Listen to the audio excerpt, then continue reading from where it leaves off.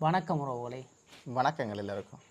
இன்று ஒரு தகவல் தென்கட்சி சுவாமிநாதன் சுவாமிநாதன் அவர்களின் இன்றொரு தகவல் செல்வம்.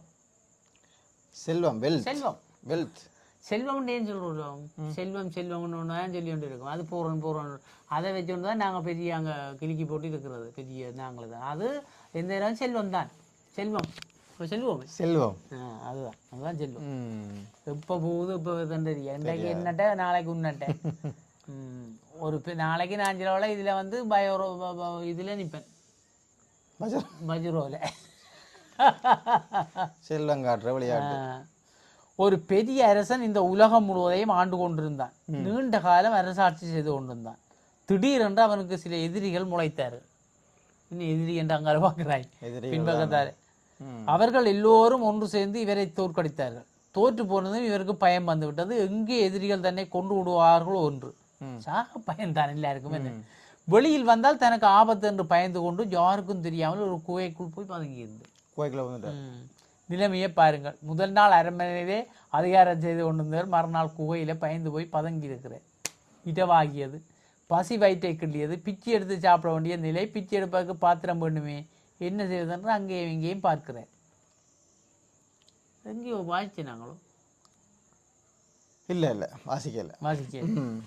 ஒரு மூலையில் யாரோ விட்டு சென்ற ஒரு உடைந்த ஓடு இருந்தது. அதை எடுத்துக்கொண்டு புறப்பட்டார். இருட்டிலே வழி தெரியவில்லை. ஏதோ ஒரு யூகத்தில் காலை மெதுவாக எடுத்து வைத்து நடந்து போய் கொண்டிருந்தார். வழியில் ஒரு கருப்பு நாய் படுத்திருந்தது. வழியில் ஒரு கருப்பு நாய் படுத்திருந்தது.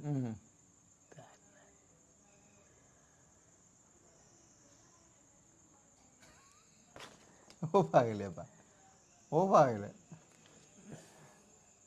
சோதனை இதுக்கு பேர்.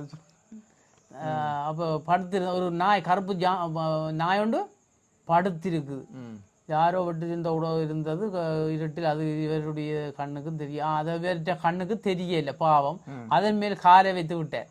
நாய் சும்மா இருக்குமா, வள்ளன்று கடித்து விட்டது. காலை பார்க்கிறான், காலத்தையும் நினைத்து பார்க்கிறான். காலையும் பார்த்தார், காலத்தையும் பார்க்கிறார். அரண்மனையிலே வீர கணல் அணைந்த காலை உடையவரே மன்னா என்று புகழ்வார்களே புலவர்கள் எல்லாம். ஆனால் இன்று நாய் கடித்து காலாக மாறிவிட்டது என்று காலை பார்த்து எல்லாரும் என்ன மதிச்சாங்களே, இப்படி எல்லாம் சொன்னாங்களே, இன்றைக்கு நாய் கடிச்சு விட்டது.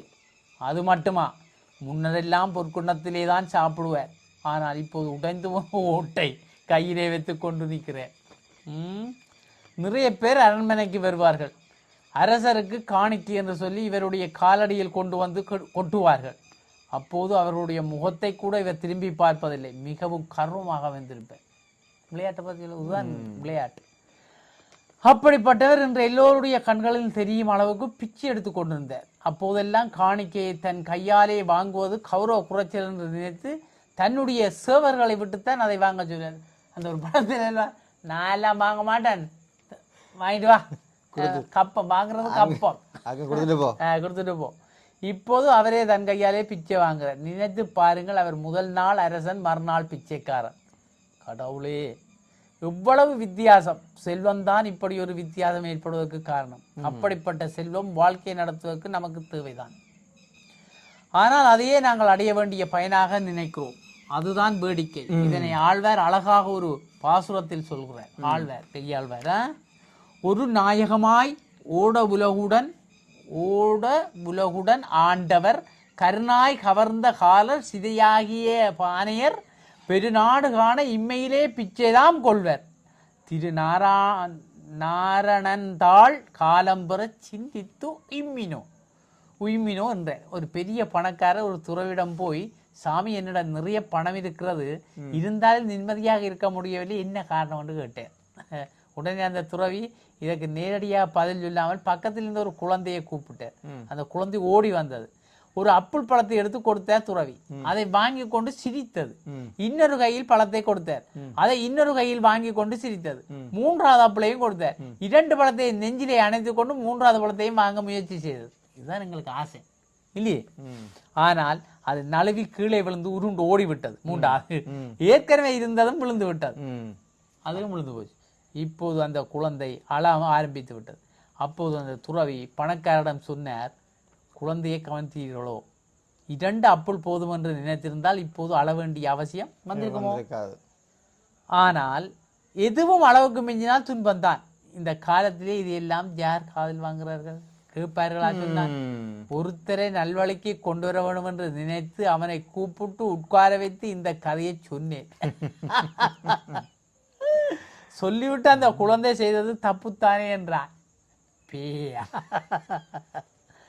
ஆமா தப்புத்தான், நானாக இருந்தால் அப்படி செய்திருக்க மாட்டேன் என்றேன். 2 பழத்தோடு காணும் என்று சொல்லி இருப்பியான்னு கேட்டேன். அப்படி இல்லை, அவர் கொடுக்க கொடுக்க வாங்கி பின்னால் வைத்து விட்டு மறுபடியும் கையை நட்டுவேன் என்றார். இவனெல்லாம் எந்த காலத்தில் திருந்துவது? நாங்கள் அதுதான் பிரசனம் வாங்க போய் இப்படி கேட்குறோம், ஐயர் இதை வாங்கி இந்தியாவில் வச்சோன்னு அடுத்தது கேட்குறோம், பேருந்து இதை 2 கையிலையும் வச்சோன்னு பேருந்து மற்ற கையை நட்டுறோம், மற்ற பக்கத்தான போய். இதுதான் எங்கிட்ட விளையாட்டு. இது எங்கேயும் எனக்கு பாதிக்க மாதிரி தான்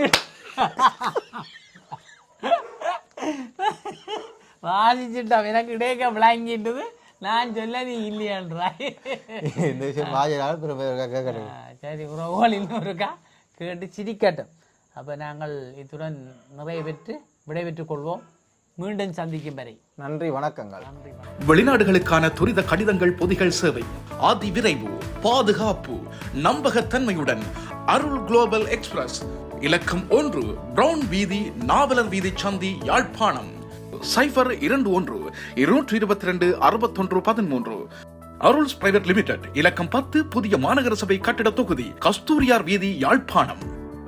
0121-222-3536. முழு உலகையும் அன்பினால் ஒன்றிணைப்போம்.